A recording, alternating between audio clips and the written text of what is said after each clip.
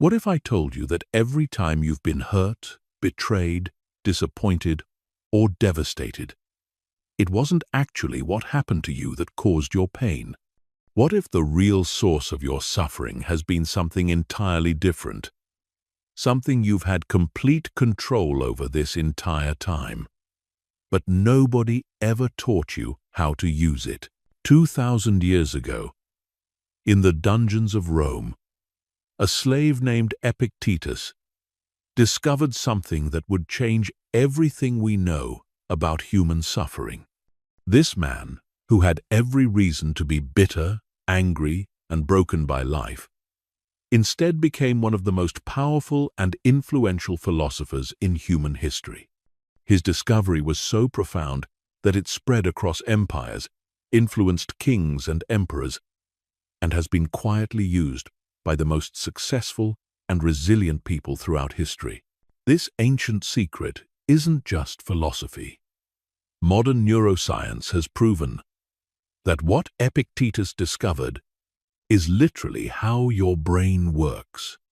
The most emotionally resilient people on Earth, from Navy SEALs to top CEOs to Olympic athletes, unknowingly use this exact principle every single day.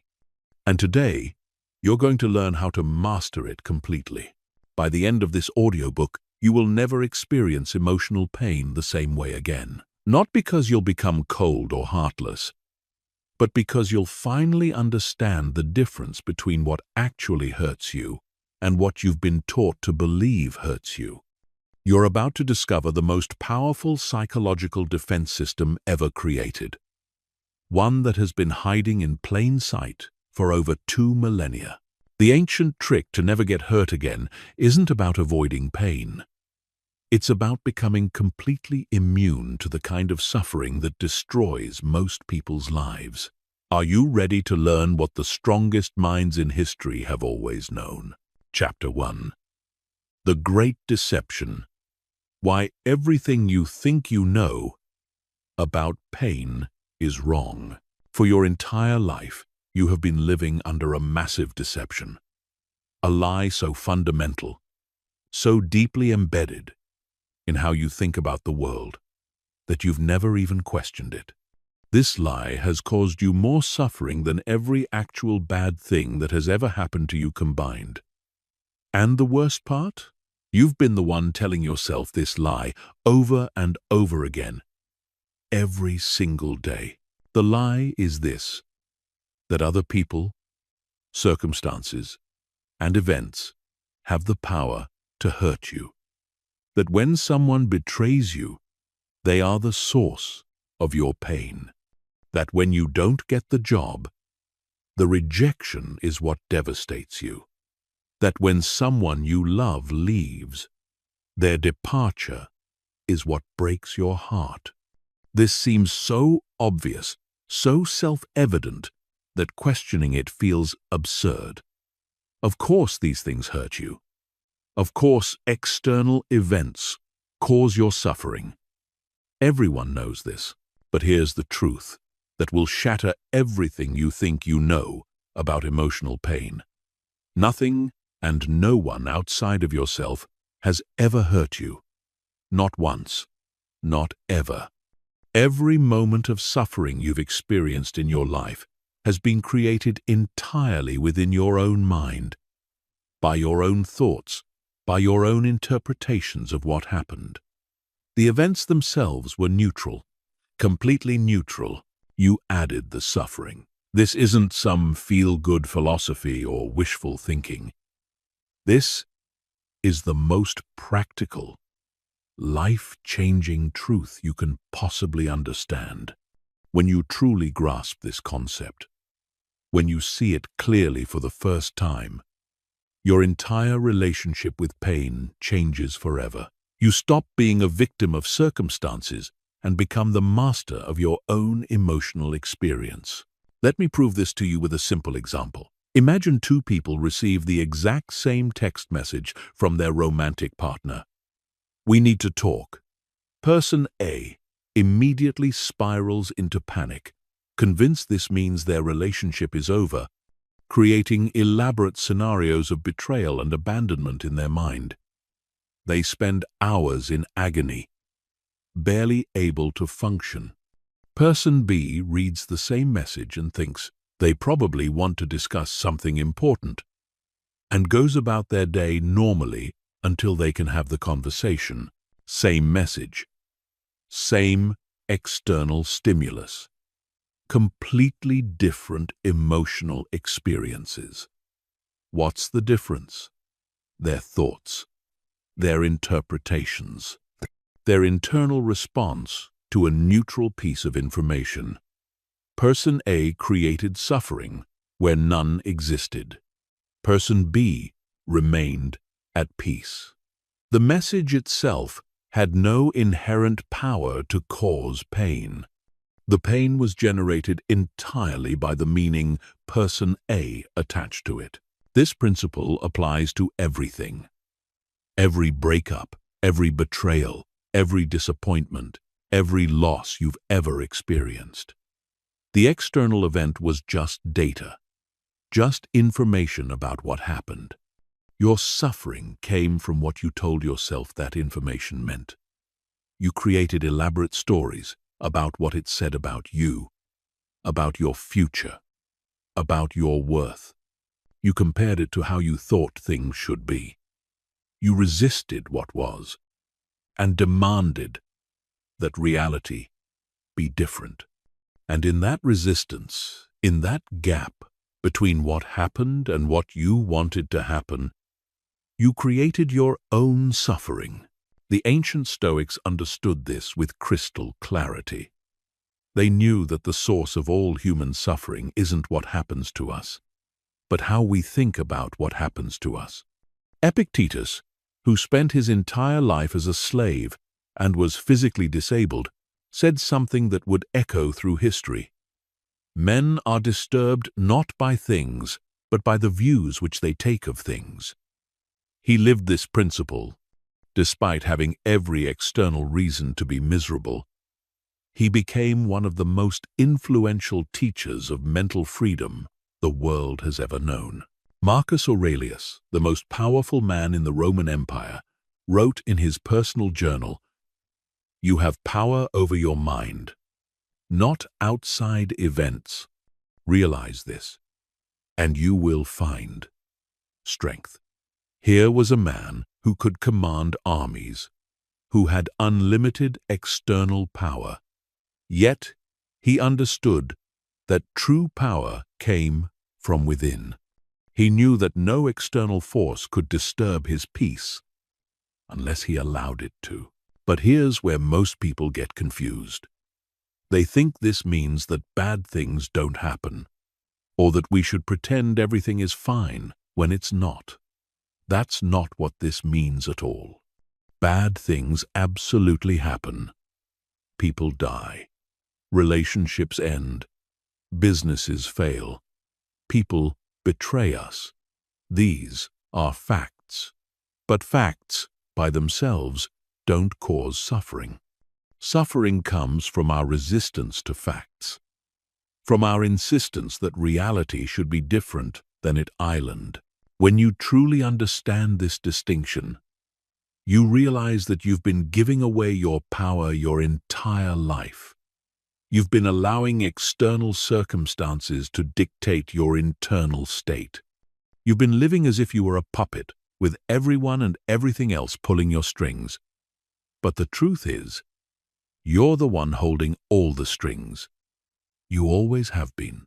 Think about the last time you were really hurt by something someone said to you. What actually happened? Sound waves hit your eardrums. Your brain processed those sound waves into words. Those words triggered thoughts in your mind about what they meant.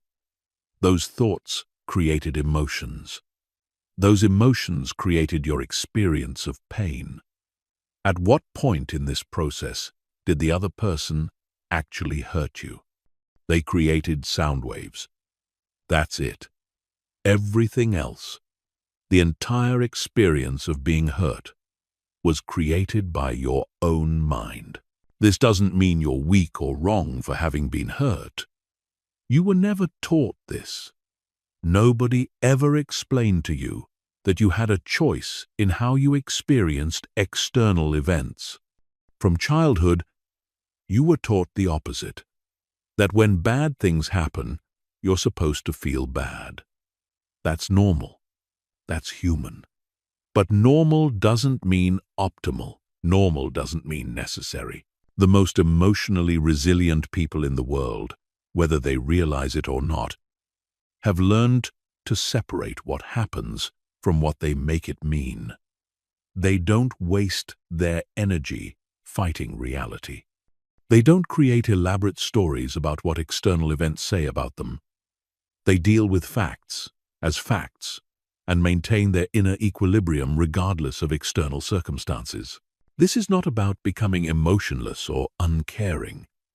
This is about becoming selective about where you invest your emotional energy.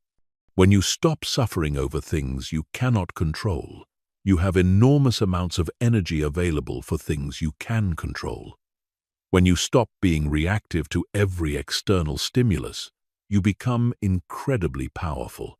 The deception that external events hurt you is the foundation of all unnecessary suffering. It keeps you trapped in victim consciousness, constantly at the mercy of circumstances beyond your control. It makes you weak, reactive, and emotionally dependent on the behavior of others. But when you see through this deception, when you recognize it for the illusion it has always been, you step into a completely different way of being. You become emotionally self-reliant. You become the source of your own peace. You become unshakable. Not because nothing bad ever happens to you, but because you no longer give external events the power to disturb your inner world. You realize that you are not a victim of your circumstances, but a master of your responses. This is the first and most crucial understanding on your journey to emotional invulnerability. Everything else we'll discuss builds on this foundation. Until you truly grasp that your suffering is self-created, you'll continue to look for solutions in all the wrong places. You'll try to control other people's behavior. You'll try to prevent bad things from happening. You'll try to create a perfect external world so you can finally be at peace.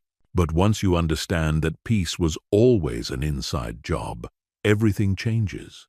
You stop trying to control the uncontrollable and start mastering the one thing you can control, your own mind. And that's where real power begins. Chapter 2. The Stoic Revolution. How ancient warriors became emotionally bulletproof. 2,500 years ago, in the bustling markets of ancient Athens, a group of philosophers gathered under a painted porch called the Stoa. These weren't ivory tower academics disconnected from real life. They were warriors, emperors, slaves, and merchants who had discovered something extraordinary. A way to remain completely unshakable regardless of what life threw at them. They called their philosophy Stoicism, and it would become the most practical system for emotional mastery ever developed. The Stoics lived through plagues, wars, exiles, and the collapse of empires. They faced every form of adversity imaginable, yet they maintained an inner calm that seemed almost superhuman to those around them. They weren't born this way. They trained themselves to think differently.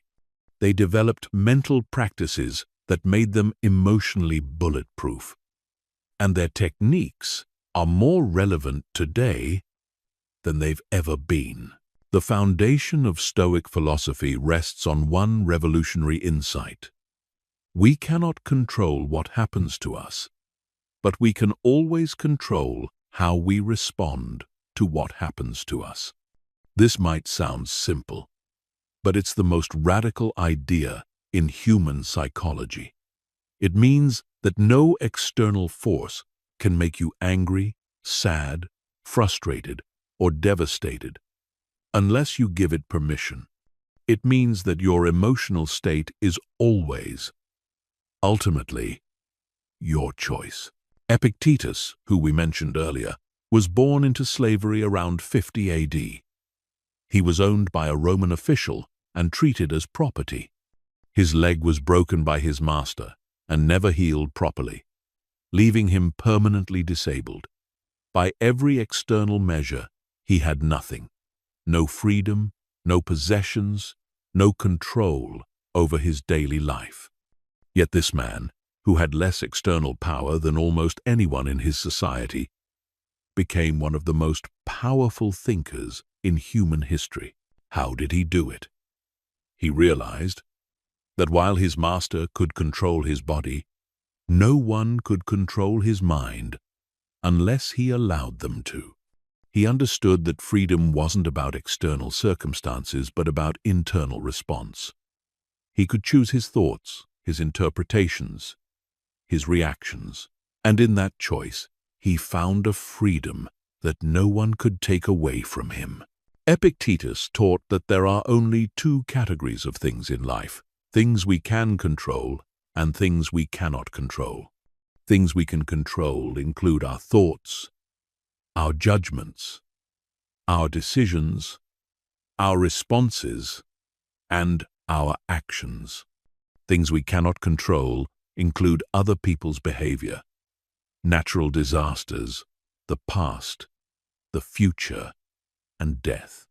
According to Stoic philosophy, all suffering comes from confusing these two categories. We suffer when we try to control what we cannot control, or when we fail to control what we can control. This insight transforms everything. Most people spend their entire lives trying to control things that are completely outside their influence. They want their spouse to behave differently. They want their boss to appreciate them more. They want their children to make better choices. They want the economy to improve. They want people to be kinder.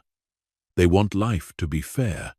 And because these things are largely outside their control, they live in constant frustration and disappointment. Stoics take a completely different approach. They focus exclusively on what they can control, their own thoughts, decisions, and responses. They don't waste energy trying to change external circumstances. Instead, they change how they think about external circumstances, and in doing so, they become infinitely more powerful and peaceful. Marcus Aurelius exemplified this approach. As Emperor of Rome, he had more external power than almost any human being in history. He could command armies, build monuments, and shape the fate of nations. Yet in his personal journal, which we now call Meditations, he constantly reminded himself that true power came from within. He wrote, "Confine yourself to the present, and the best revenge is not to be like your enemy. And very little is needed to make a happy life. It is all within yourself, in your way of thinking." Think about that. The most powerful man in the world understood that happiness and peace were internal jobs. He didn't need to change the world to be at peace. He needed to change his thoughts about the world. The Stoics developed specific mental exercises to train this kind of thinking. One of the most powerful was called negative visualization, or premeditatio malorum. This involved imagining losing the things they valued most: their health, their loved ones, their possessions, even their lives. This wasn't morbid thinking, it was training. By regularly contemplating loss, they became emotionally prepared for it. They appreciated what they had while they had it, and they reduced the shock and suffering when loss inevitably occurred. Another powerful Stoic practice was the view from above. When facing a challenging situation, they would imagine viewing it from a cosmic perspective. How would this problem look from the perspective of the universe? How significant would it be in 100 years? This practice helped them maintain perspective and avoid being overwhelmed by temporary difficulties. The Stoics also practiced objective representation, which meant describing events in purely factual terms without emotional interpretation. Instead of saying, "My business failed and I'm ruined," they would say, "My business ceased operations and I need to find alternative income sources." Instead of, "She broke my heart," they would say, "She ended our relationship and I'm experiencing emotional sensations." This practice removed the emotional charge from events and allowed them to respond more rationally. But perhaps the most powerful Stoic concept was amor fati, love of fate. This didn't mean passive acceptance of whatever happened. It meant actively embracing whatever occurred as exactly what needed to happen for their growth and development. They understood that every challenge was an opportunity to practice virtue, to build character, to become stronger. They didn't just accept difficult circumstances. They welcomed them as training for their minds and souls. This approach created warriors who were virtually impossible to defeat psychologically. They couldn't be intimidated because they didn't fear death. They couldn't be manipulated because they didn't need external validation. They couldn't be broken because they found meaning in every experience, no matter how difficult. Seneca, another great Stoic philosopher, was one of the wealthiest men in Rome. He was also exiled, recalled, made advisor to Emperor Nero, and eventually forced to commit suicide. Through all these dramatic ups and downs, he maintained his equanimity by practicing Stoic principles. He wrote, "Every new beginning comes from some other beginning's end, and we suffer more in imagination than in reality." The Stoics understood that most of our suffering comes not from what actually happens to us, but from our thoughts about what happens to us. They realized that we often suffer more from our memories of past events and our anxieties about future events than from present circumstances. They trained themselves to stay present, to deal with what was actually happening rather than what might happen or what had happened. This wasn't about suppressing emotions or becoming robotic. The Stoics felt emotions just like everyone else, but they didn't let emotions control their decisions. They observed their emotions, understood them, and then chose how to respond. They distinguished between the initial automatic emotional reaction, which they couldn't control, and their sustained emotional response, which they could control.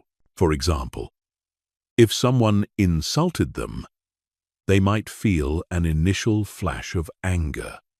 That's natural and unavoidable. But they wouldn't nurture that anger, feed it with vengeful thoughts, or let it influence their behavior. They would observe the anger, understand why it arose, and then choose how to respond based on their values rather than their emotions. The Stoic revolution was the recognition that emotional mastery is the highest form of power. External power is limited and temporary. It depends on circumstances beyond our control. But internal power, the power to choose our responses, to maintain our values, to find meaning in any situation, is unlimited and permanent. No one can take it away from us unless we give it away. This is why Stoicism has survived for over 2,000 years. It's why modern psychotherapy, cognitive behavioral therapy, and resilience training all draw heavily from Stoic principles. It's why the most successful people in every field, whether they know it or not, practice Stoic thinking. The ancient warriors who followed these principles didn't become emotionally bulletproof by avoiding difficult situations. They became bulletproof by changing how they thought about difficult situations. They realized that the battle for peace and happiness wasn't fought in the external world, but in the internal world of thoughts and interpretations. And this same power is available to you. You don't need to be a philosopher or a warrior or an emperor to access it. You just need to understand that your mind is the one territory where you have complete sovereignty. No matter what happens in the external world, you can always choose how to think about it. And in that choice lies the key to emotional freedom. Chapter 3. The Neuroscience of Suffering. What modern brain research reveals about ancient wisdom. For over 2,000 years, the Stoics claimed something that seemed almost impossible, that we could control our emotional responses to external events through conscious thought. Critics dismissed this as unrealistic philosophy, arguing that emotions were automatic, uncontrollable responses to circumstances. They said humans were hardwired to suffer when bad things happened, and that trying to think your way out of emotional pain was naive at best. Then modern neuroscience proved the Stoics were absolutely right. Today, we understand the human brain in ways that ancient philosophers could never have imagined. We can see how thoughts create emotions, how beliefs shape neural pathways, and how conscious thinking can literally rewire the brain. The most remarkable discovery? The Stoic principles for emotional mastery aren't just philosophically sound, they're neurologically optimal. The ancient wisdom was actually a sophisticated understanding of how the brain works. Your brain is not a single, unified system. It's more like a committee of different parts that sometimes work together and sometimes conflict with each other. Understanding these different parts is crucial to understanding why you suffer and how you can stop suffering. The most primitive part of your brain is the limbic system, which includes the amygdala. This is your survival brain, developed over millions of years of evolution to keep you alive in dangerous environments. The amygdala's job is to scan for threats and trigger immediate emotional responses, fear, anger, anxiety, that prepare your body for fight, flight, or freeze responses. This system is incredibly fast and powerful, but it's also crude and often inaccurate. The amygdala doesn't distinguish between actual physical threats and psychological threats. It doesn't understand the difference between a tiger chasing you and an email from your boss requesting a meeting. It just detects potential danger and floods your system with stress hormones. This is why you can have the same physiological response to a difficult conversation that your ancestors had to life-threatening situations. But here's the crucial part. The amygdala doesn't think. It just reacts. It processes information incredibly quickly, about 40 milliseconds. But it doesn't analyze, interpret, or consider context. It's like a very sophisticated alarm system that errs on the side of caution.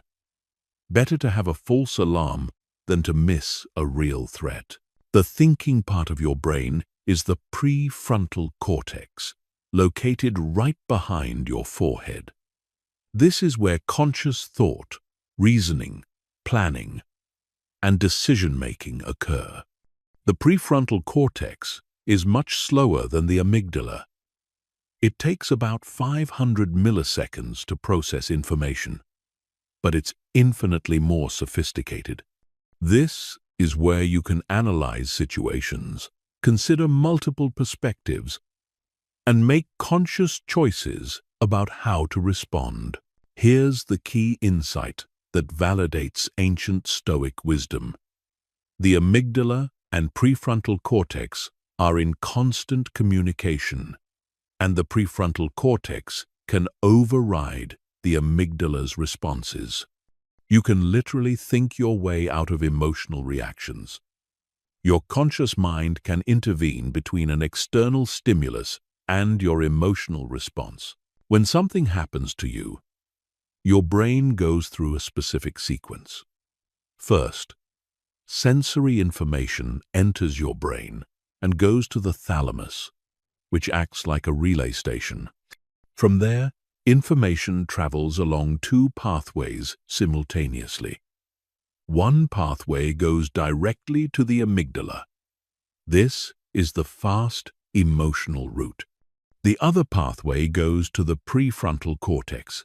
This is the slower, rational route. If you rely only on the amygdala pathway, you experience immediate, automatic emotional reactions to events. Someone criticizes you, and you instantly feel hurt or angry. You receive bad news, and you immediately feel devastated.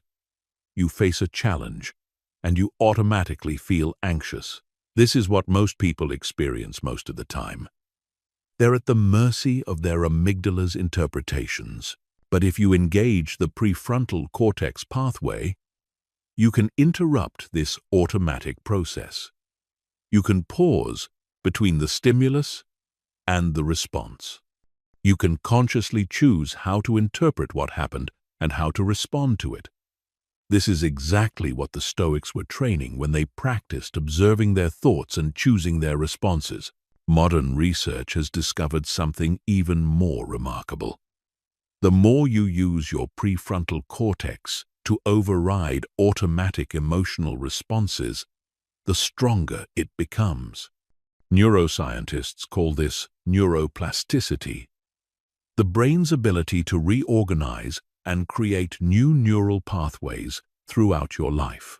Every time you consciously choose a rational response over an emotional reaction, you're literally rewiring your brain to be less reactive and more resilient. Studies using brain imaging technology have shown that people who practice mindfulness, meditation, and cognitive reframing, all of which are essentially Stoic practices, have measurably different brain structures. They have larger prefrontal cortexes, smaller amygdalas, and stronger connections between the thinking and emotional centers of their brains. They've literally trained their brains to be less reactive and more in control. Dr. Amy Arnston, a neuroscientist at Yale, has extensively studied how stress affects the prefrontal cortex. Her research shows that even mild stress can impair prefrontal cortex function, making us more reactive and less rational.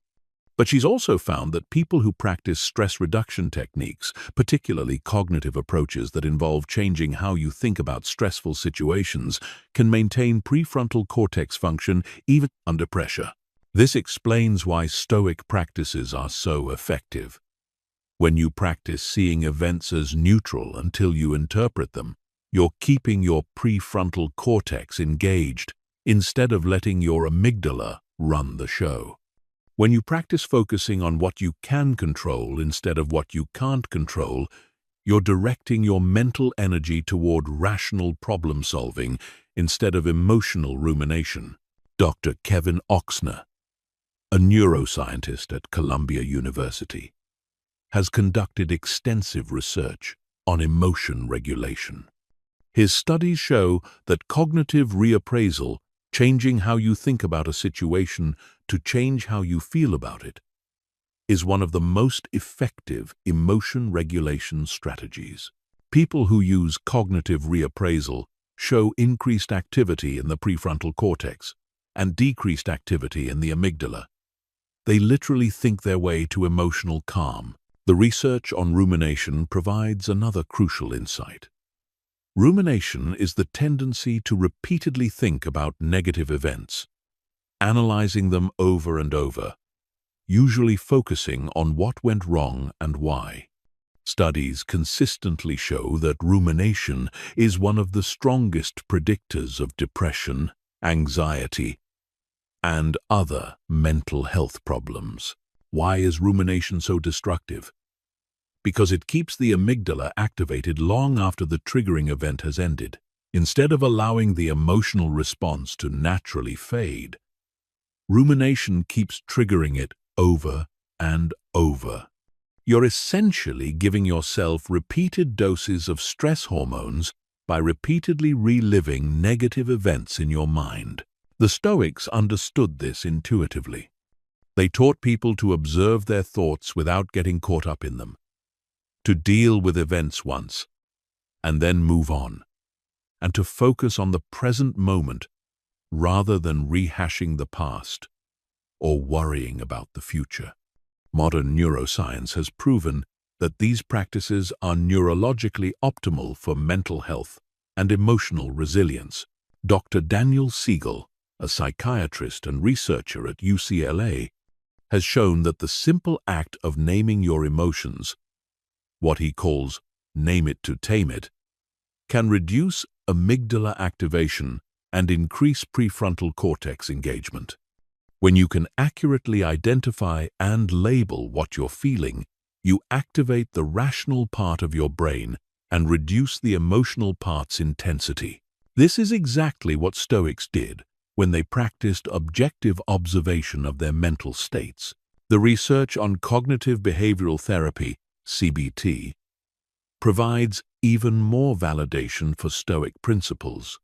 CBT is based on the idea that thoughts, feelings, and behaviors are interconnected, and that changing your thoughts can change your feelings and behaviors.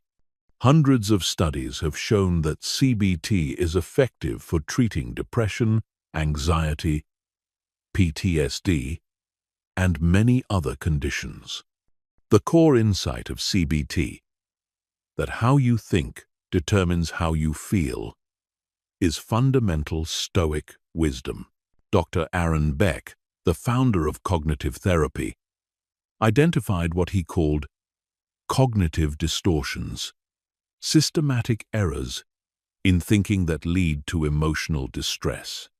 These include catastrophizing, assuming the worst possible outcome, black and white thinking, seeing things as all good or all bad, and personalization, taking responsibility for things outside your control. The Stoics identified these same thinking errors over 2,000 years ago and developed practices to correct them. Perhaps most remarkably, research on post-traumatic growth shows that people can emerge from traumatic experiences stronger and more resilient than before. Dr. Richard Tedeschi and Dr. Lawrence Calhoun have found that many people who face severe adversity, serious illness, loss of loved ones, natural disasters, report positive changes in their lives. They develop deeper relationships, greater appreciation for life, increased personal strength, and enhanced spiritual development. This research validates the Stoic concept of amor fati, that difficult experiences can be opportunities for growth if we approach them with the right mindset. The brain is capable of finding meaning and growth in any experience, no matter how painful, if we engage our prefrontal cortex to interpret that experience constructively. The neuroscience is clear. Your brain is designed to learn, adapt, and grow throughout your entire life. You're not stuck with automatic emotional responses to external events. You can train your brain to respond differently. You can develop emotional resilience that seemed impossible to previous generations. The ancient Stoics discovered these principles through careful observation of their own minds and rigorous philosophical reasoning. Modern neuroscientists have discovered the same principles through sophisticated brain imaging technology and controlled experiments. The conclusion is the same. You have far more control over your emotional experience than you've been taught to believe. Your brain is not your enemy. It's not condemning you to automatic suffering whenever bad things happen. Your brain is actually your most powerful ally in developing emotional mastery. You just need to understand how to work with it instead of against it. And that's exactly what the remaining principles in this system will teach you. Chapter 4. The choice point. Understanding the space between stimulus and response. There is a moment, a split second, between what happens to you and how you respond to what happens to you. In that tiny space lies the difference between emotional mastery and emotional slavery. Most people never notice this space exists. They experience events and emotions as one continuous, automatic process.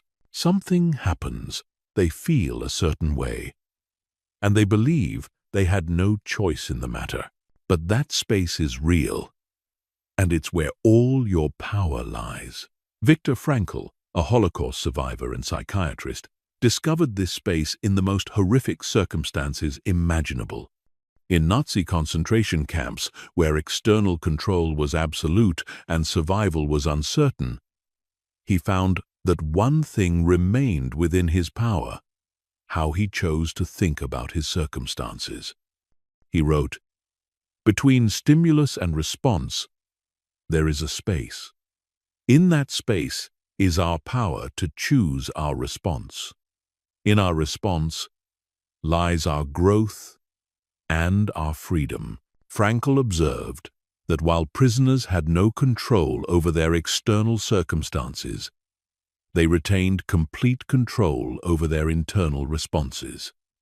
Some prisoners became bitter, hopeless, and broken. Others maintained their dignity, found meaning in their suffering, and even helped fellow prisoners. The external circumstances were identical. The internal responses were completely different. And that difference was determined by conscious choice in the space between stimulus and response. This choice point exists in every moment of your life. When someone cuts you off in traffic, there's a space between the event and your anger. When you receive criticism, there's a space between the words and your hurt feelings. When you face a setback, there's a space between the circumstances and your despair. The question is, are you aware of this space? And are you using it consciously? Most people live their entire lives without ever recognizing this choice point. They experience what psychologists call emotional fusion. They become completely identified with their emotional reactions. They don't think, "I am experiencing anger." They think, "I am angry."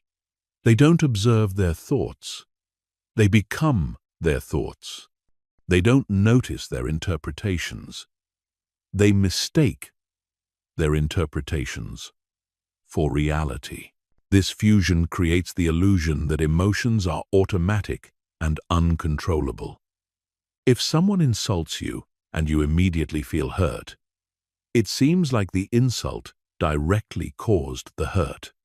There doesn't appear to be any space for choice. But that's because the choice happened so quickly, so automatically, that you didn't notice it occurring. Here's what actually happens in that split second. You hear the insult. Your brain instantly interprets what it means. Based on that interpretation, your brain triggers an emotional response. You experience that emotion as being directly caused by the insult. But the interpretation step, where you decided what the insult meant about you, about the other person, about the situation, was a choice. You just made it so quickly and automatically that it felt like it wasn't a choice at all. The key to emotional mastery is slowing down this process enough to recognize the choice point and make conscious decisions about how to use it. This isn't about suppressing emotions or pretending they don't exist. It's about understanding that emotions are the result of thoughts and interpretations, and that thoughts and interpretations can be chosen. Let's examine this process more carefully. When an external event occurs, your brain immediately begins interpreting what it means. These interpretations happen largely below the level of conscious awareness, but they determine your emotional response. If you interpret an event as threatening, you feel fear. If you interpret it as unfair, you feel anger. If you interpret it as a loss, you feel sadness. But here's the crucial insight. Your interpretations are not facts. They're opinions. They're one possible way of understanding what happened. But they're not the only way. And since they're choices, even unconscious ones, they can be changed. Consider a simple example. You send a text message to a friend and don't receive a response for several hours. Your brain immediately begins generating interpretations. They're ignoring me. They're angry with me. They don't care about our friendship. Something terrible has happened to them. Each of these interpretations creates a different emotional response. Hurt, anxiety, fear, anger. But notice that these are all interpretations, not facts. The only fact is that you sent a message and haven't received a response yet. Everything else is a story your mind is telling about what that means. And you can choose which story to tell. You could just as easily interpret the situation as, they're probably busy. They'll respond when they have time. Maybe they didn't see the message. This has nothing to do with our friendship. These interpretations create completely different emotional responses. Calm, patience, understanding. The external circumstance is identical in both cases. The only difference is the story you're telling yourself about what it means. And that story is always a choice, even when it doesn't feel like one. Developing awareness of the choice point requires practice. Most of us have been making unconscious interpretations for so long that it feels automatic and unchangeable. But like any skill, conscious interpretation can be developed through training. The first step is simply noticing when you're having an emotional reaction. Instead of immediately getting caught up in the emotion, pause and ask yourself, what interpretation am I making about this situation? What story am I telling myself about what this means? This simple question creates space between the stimulus and your response. It engages your prefrontal cortex, the thinking part of your brain, and gives you an opportunity to choose your interpretation consciously rather than accepting the first automatic interpretation your mind generates. The second step is recognizing that your initial interpretation is just one possibility among many. Ask yourself, what are other ways I could interpret this situation? What would a completely rational person think about this? What would someone who cared about me advise me to think about this? This doesn't mean you should always choose the most positive interpretation possible. That's not realistic or helpful.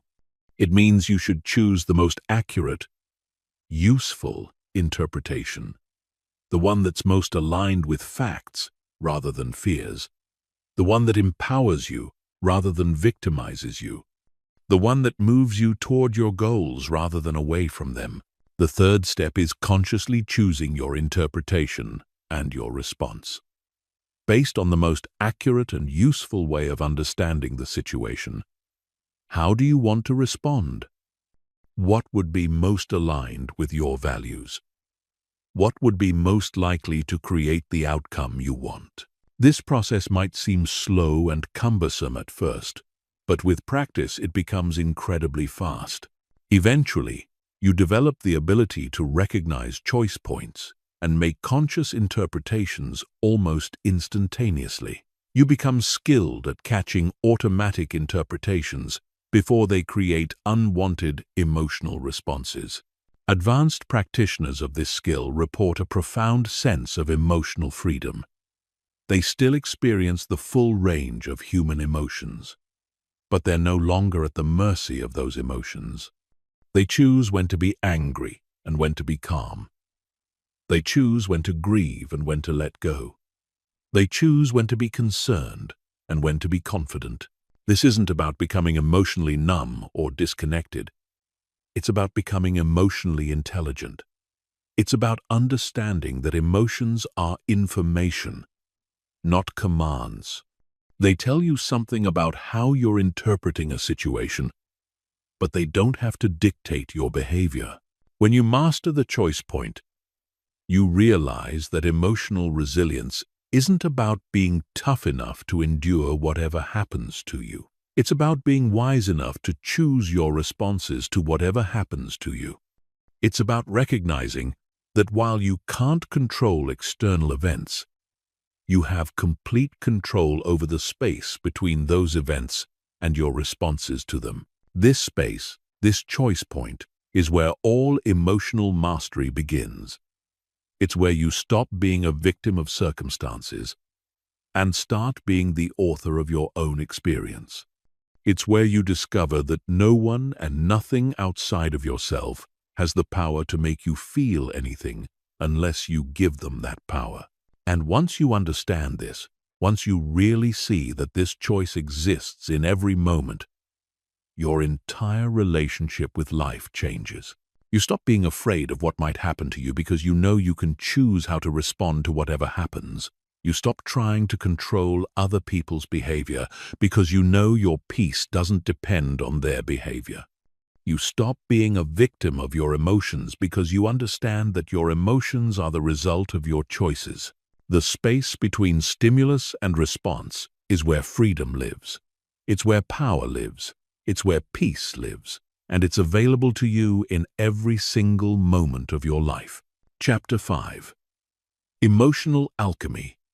Transforming pain into power through conscious interpretation. The medieval alchemists sought to transform base metals into gold, spending lifetimes in pursuit of a process that would turn the ordinary into the extraordinary. They never succeeded in their literal quest, but they discovered something far more valuable: the principles of transformation themselves. Today, we have access to a form of alchemy that actually works. The ability to transform emotional pain into personal power through the conscious interpretation of our experiences. Every painful experience in your life contains raw material for growth, strength, and wisdom. But like ore that contains precious metals, this raw material must be processed, refined, and consciously extracted. Most people leave this potential buried in their pain, focusing only on the surface-level suffering and missing the deeper treasure beneath. Emotional alchemy is the conscious practice of extracting maximum value from every experience, especially the difficult ones. It's based on the understanding that the meaning of any event is not inherent in the event itself, but in how you choose to interpret and integrate that event into your life story. This isn't about positive thinking or denial. It's about consciously choosing interpretations that serve your growth and development rather than limiting them. The foundation of emotional alchemy is the recognition that pain and growth are intimately connected. Every moment of genuine growth in your life has involved some form of discomfort, challenge, or pain. This isn't coincidence. It's how human development works. Your comfort zone, by definition, contains everything you already know how to handle. Growth requires moving beyond what's comfortable and familiar. Think about the physical development of your body. Muscles grow stronger only when they're challenged beyond their current capacity. The stress of resistance training creates microscopic damage to muscle fibers, which then rebuild stronger than before. Bones become denser when subjected to appropriate stress. The cardiovascular system becomes more efficient when regularly challenged. Your emotional and psychological development follows the same principle. Your capacity for resilience grows when you successfully navigate difficult situations. Your confidence increases when you face fears and overcome them. Your wisdom deepens when you learn from painful experiences. Your strength develops when you endure and transcend challenges that once seemed impossible. But here's the crucial distinction. Physical growth happens automatically when you apply the right stress to your body. Emotional growth requires conscious participation. You must actively choose to extract lessons, strength, and wisdom from your painful experiences. If you simply endure suffering without conscious processing, you may become harder or more bitter, but you won't necessarily become stronger or wiser. The first principle of emotional alchemy is reframing adversity as training. Instead of viewing difficult experiences as things that happen to you, view them as training that happens for you. Every challenge becomes an opportunity to practice resilience. Every setback becomes a chance to develop problem-solving skills. Every disappointment becomes training in emotional regulation. When you adopt this perspective, your entire relationship with adversity changes. You stop being a victim of your circumstances and become a student of your circumstances. You stop asking, "Why is this happening to me?" and start asking, "What is this teaching me?" You stop trying to avoid all discomfort and start seeking to extract maximum value from whatever discomfort you encounter. This doesn't mean you should seek out unnecessary suffering or remain in harmful situations. It means that when difficulties arise, and they inevitably will, you can choose to use them as raw material for your development, rather than simply enduring them passively. The second principle of emotional alchemy is conscious meaning-making. Every experience in your life can be interpreted in multiple ways. The interpretation you choose determines whether that experience strengthens you or weakens you, whether it moves you forward or holds you back. Consider someone who experiences a betrayal in a close relationship. They could interpret this experience in ways that diminish them. "I'm a poor judge of character. People can't be trusted. I'm destined to be hurt by those I care about." These interpretations create learned helplessness, cynicism, and emotional withdrawal. Or they could interpret the same experience in ways that strengthen them.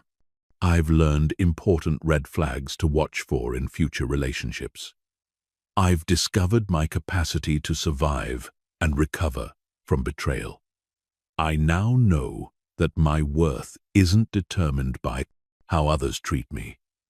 These interpretations create wisdom, resilience, and emotional strength. The external facts are identical in both cases. The only difference is the meaning assigned to those facts. And that meaning is always a choice, even when it doesn't feel like one. The third principle is temporal reframing. changing your perspective on the timing and duration of pain. Acute emotional pain feels permanent when you're experiencing it. Your brain, in an effort to protect you, makes you believe that current pain will last forever. This creates additional suffering on top of the original pain. Emotional alchemy involves remembering that all emotional states are temporary. The pain you're experiencing now will change and eventually fade. This isn't minimizing the reality of present pain. It's maintaining perspective about its temporary nature. Furthermore, many experiences that feel catastrophic in the moment prove to be beneficial in the long run. The job loss that forces you to discover a better career path, the relationship that ends and allows you to meet someone more compatible, the health scare that motivates you to make positive lifestyle changes, the financial setback that teaches you valuable lessons about money management. This doesn't mean everything happens for a predetermined reason. It means you can choose to find or create reasons that serve your growth and development. You can consciously extract value from any experience, regardless of why it originally occurred. The fourth principle is strength cataloging.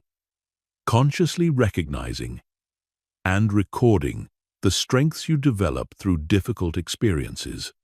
Most people focus so intensely on their pain during difficult times that they completely miss the strengths they're developing. When you successfully navigate a challenging period, you don't just return to your previous state. You become stronger, wiser, and more capable. You develop new skills, discover hidden resources, and expand your capacity to handle future challenges. But these gains are often so gradual and subtle that they go unnoticed unless you consciously look for them. Make it a practice to identify and catalog the strengths you develop through each difficult experience. What skills did you use? What resources did you discover? What did you learn about your own capabilities? How are you different now than you were before this experience? This isn't about forced gratitude or fake positivity. It's about accurate recognition of your actual growth and development. When you consciously acknowledge the strengths you've gained through adversity, you build confidence in your ability to handle future challenges. The fifth principle is legacy thinking. Considering how your current experience fits into the larger story of your life and what you want that story to represent. Instead of getting lost in the immediate details of your current struggle, step back and consider the bigger picture. What kind of person do you want to become? What kind of life do you want to create? How can your current experience, painful as it might be, contribute to that larger vision? What would you want your future self to learn from this experience? What example do you want to set for others who might face similar challenges? This perspective helps you endure temporary pain for long-term growth. It helps you make decisions based on your values rather than your immediate emotions. It transforms suffering from meaningless endurance into purposeful development. The final principle of emotional alchemy is teaching and sharing. One of the most powerful ways to transform pain into power is to use your experiences to help others facing similar challenges. When you share your struggles and the lessons you've learned, you accomplish several things simultaneously. First, you solidify your own learning. Teaching forces you to organize and articulate the insights you've gained. Second, you create meaning and purpose from your pain by using it to benefit others. Third, you build connections with people who understand your experience. Fourth, you often gain new perspectives on your own situation by hearing how others have handled similar challenges. This doesn't mean you should share your personal struggles with everyone or turn your pain into your primary identity. It means that at appropriate times and in appropriate contexts. Your willingness to be vulnerable about your challenges and share what you've learned can transform your pain into a source of value for both yourself and others. Emotional alchemy is not about denying the reality of pain or pretending that all experiences are equally pleasant. Pain is real, and some experiences are genuinely difficult and traumatic. The goal is not to eliminate pain, but to ensure that pain serves a purpose in your development, rather than simply diminishing your capacity for joy and effectiveness. When you practice emotional alchemy consistently, you develop what psychologists call post-traumatic growth, the ability to emerge from difficult experiences stronger, wiser, and more capable than before. You begin to view challenges as opportunities rather than threats. You develop confidence in your ability to handle whatever life presents to you. Most importantly, you realize that no experience, no matter how painful, has the power to permanently damage you unless you allow it to. You always retain the power to choose what your experiences mean and how they shape your future. In that choice lies the ultimate freedom, the freedom to transform any pain into power, any setback into strength, any wound into wisdom. This is the true alchemy, not turning metal into gold, but turning suffering into strength, confusion into clarity, and pain into power.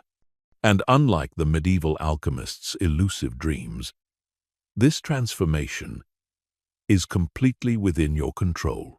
Chapter 6. The 4 Pillars of Emotional Invulnerability. Building an unshakable inner foundation. Now that you understand the fundamental principles behind emotional mastery, it's time to build a systematic framework for applying them in your daily life. Emotional invulnerability isn't achieved through a single insight or technique. It's built on 4 fundamental pillars that work together to create an unshakable inner foundation. Master these 4 pillars, and no external circumstance will ever have the power to destroy your peace again. The first pillar is radical acceptance of what island. This doesn't mean passive resignation or approval of everything that happens. It means acknowledging reality exactly as it exists, without wasting energy fighting against facts. Most people spend enormous amounts of mental and emotional energy resisting what has already happened or what is currently happening. They replay scenarios in their minds, wishing things had gone differently. They argue with reality, insisting that things should be other than they are. This resistance creates a double layer of suffering. First, there's the pain of the original situation. Second, there's the additional pain of fighting against the reality of that situation. When you practice radical acceptance, you eliminate the second layer of suffering entirely. You deal with what is, rather than what you wish were true. Radical acceptance begins with a simple recognition. Reality is reality, regardless of your opinion about it. Your approval or disapproval doesn't change what has already occurred. Your resistance doesn't alter current circumstances. Your mental arguments don't modify facts. When you truly understand this, you stop wasting energy on impossible tasks and redirect that energy toward possible solutions. This doesn't mean you can't work to change future circumstances. It means you start from an accurate understanding of present circumstances. You can't solve problems effectively while denying their existence. You can't move forward productively while mentally remaining stuck in how things should have been different. The second pillar is detachment from outcomes. This is perhaps the most misunderstood concept in emotional mastery. Detachment doesn't mean not caring about results. It means not allowing your peace of mind to be dependent on specific outcomes occurring. You can work toward goals with complete dedication while maintaining inner equilibrium, regardless of whether those goals are achieved. Most people make their happiness conditional on external results. They think they'll be happy when they get the promotion, find the relationship, achieve the financial goal, or receive the recognition they're seeking. This creates an unstable foundation for peace because external results are never entirely under your control. No matter how hard you work or how well you plan, factors beyond your influence can always affect outcomes. When you practice detachment from outcomes, you find your satisfaction in the process rather than the results. You derive peace from knowing you've done your best with what's under your control, regardless of how external factors influence the final outcome. This creates unshakable confidence because it's based on your efforts and choices rather than on variables you cannot control. Detachment also prevents the emotional roller coaster that comes from tying your self-worth to external achievements. When you succeed, you remain grounded because you know success doesn't define your value. When you face setbacks, you remain stable because you know temporary results don't determine your worth. The third pillar is emotional independence. This means your emotional state is determined by your own thoughts and choices, not by other people's behavior, moods, or opinions. Most people are emotionally dependent on others without realizing it. Their mood changes based on how others treat them.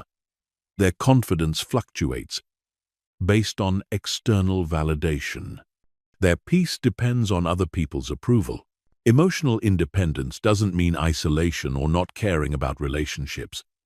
It means maintaining your own emotional center regardless of how others behave. You can be kind, loving, and caring without making your happiness dependent on receiving kindness, love, and care in return. When you achieve emotional independence, you become much more attractive and effective in relationships. People are drawn to those who are secure in themselves. You can give love freely without keeping score. You can set boundaries without guilt. You can handle conflict without becoming reactive. You become a stable, positive force rather than someone who requires constant emotional management from others. The fourth pillar is present moment awareness. Most emotional suffering occurs when your mind is focused on the past or the future rather than the present. You suffer when you replay painful memories or anticipate feared scenarios. But life only exists in the present moment. The past is gone and cannot be changed. The future hasn't happened and may never happen as you imagine it. When you train yourself to stay present, you eliminate most sources of unnecessary suffering. Present moment challenges are usually manageable. It's when you add the weight of past regrets and future anxieties that situations become overwhelming. Present moment awareness allows you to deal with what actually requires your attention right now, rather than being distracted by mental phantoms. These four pillars work synergistically. Radical acceptance helps you stay present by preventing mental arguments with reality. Detachment from outcomes reduces anxiety about the future. Emotional independence prevents past relationship wounds from contaminating current interactions. Present moment awareness supports all the other pillars by keeping you grounded in what's actually happening rather than lost in mental stories. Building these pillars requires daily practice. Like physical fitness, emotional fitness must be maintained through consistent training. Each difficult situation you encounter becomes an opportunity to strengthen these pillars. Each time you choose acceptance over resistance, detachment over attachment, independence over dependence, and presence over mental time travel, you become more emotionally invulnerable. The goal isn't to eliminate all emotional responses. The goal is to ensure that your emotional responses are conscious choices rather than automatic reactions. You still feel emotions, but you're no longer controlled by them. You still care about outcomes, but your peace isn't dependent on them. You still value relationships, but your self-worth isn't determined by them. When these four pillars are strong, you become like a mountain in a storm. The weather around you may be turbulent, but your foundation remains unshakable. External circumstances may change, but your inner stability is constant. This isn't cold indifference. It's warm strength. It's the ability to remain compassionate and engaged while being unaffected by the chaos and drama that disturb others. Chapter 7. The Ancient Art of Cognitive Distancing. Observing your mind without being controlled by it. One of the most powerful discoveries in human psychology is that you are not your thoughts. You are the one who observes your thoughts. This distinction might seem subtle, but it's the difference between being enslaved by your mental activity and being free to choose how you respond to it. The ancient philosophers understood this principle intimately, and modern neuroscience has confirmed its validity. Learning to observe your mind without being controlled by it is perhaps the most liberating skill you can develop. Most people live in complete identification with their thoughts. When a thought appears in their mind, they automatically believe it's true and important. When an emotion arises, they become that emotion. When a memory surfaces, they're transported back to that experience, as if it were happening now. They have no distance between themselves and their mental activity. This identification with thoughts and emotions creates enormous suffering. Negative thoughts feel absolutely real and urgent. Painful emotions seem permanent and overwhelming. Anxious projections about the future feel like accurate predictions. Guilty replays of the past feel like current reality. Without the ability to observe your mental activity objectively, you're at the mercy of whatever happens to arise in your consciousness. Cognitive distancing is the practice of stepping back from your thoughts and emotions to observe them objectively, like a scientist studying interesting phenomena. Instead of being your thoughts, you become the aware observer of your thoughts. Instead of being controlled by emotions, you become curious about emotions. This shift in perspective is profound and immediately liberating. The Stoic philosophers developed sophisticated practices for cognitive distancing.